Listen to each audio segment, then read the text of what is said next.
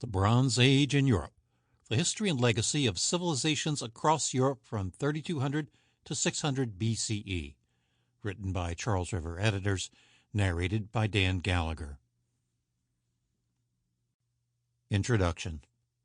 While the Bronze Age is recognized as one of history's most important phases, it's been hard for historians to precisely date.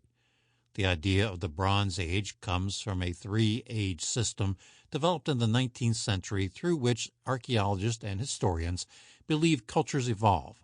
These three ages are the Stone Age, the Bronze Age, and the Iron Age, and the concept of the system stems from the simultaneous development of museums in Europe during that time. In the Royal Museum of Nordic Antiquities in Denmark, Christian Jürgensen Thomsen, the director of the museum, began classifying objects of stone, bronze, or iron to better categorize and exhibit them. Each archaeological artifact was thus sorted according to their materials and further organized by shape and style. Through such methodology, working alongside archaeological reports, he was able to show how certain objects changed over time. Such a typology, combined with stratigraphy noted in archaeological reports, was useful to early archaeologists with no reliable method for dating artifacts.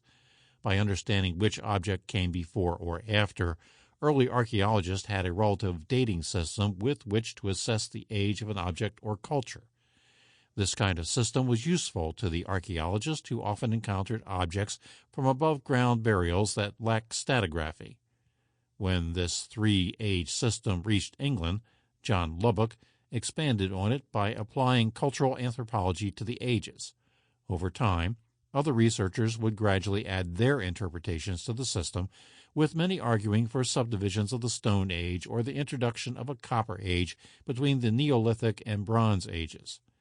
The classification system was meant as a way for modern scientists to classify and understand prehistoric cultures, the final stage of which was the Iron Age, which ended when a culture developed the ability to record their history.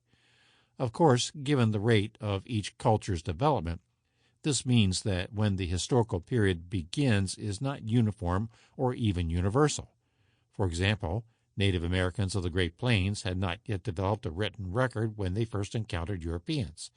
Likewise, they did not have access to the raw materials to enter the Bronze Age or Iron Age, whereas in other cases, such as in Europe, cultures entered the historical period through the conquest of the Roman Empire, which had developed writing, regardless of whether the conquered cultures had previously reached a Bronze or Iron Age.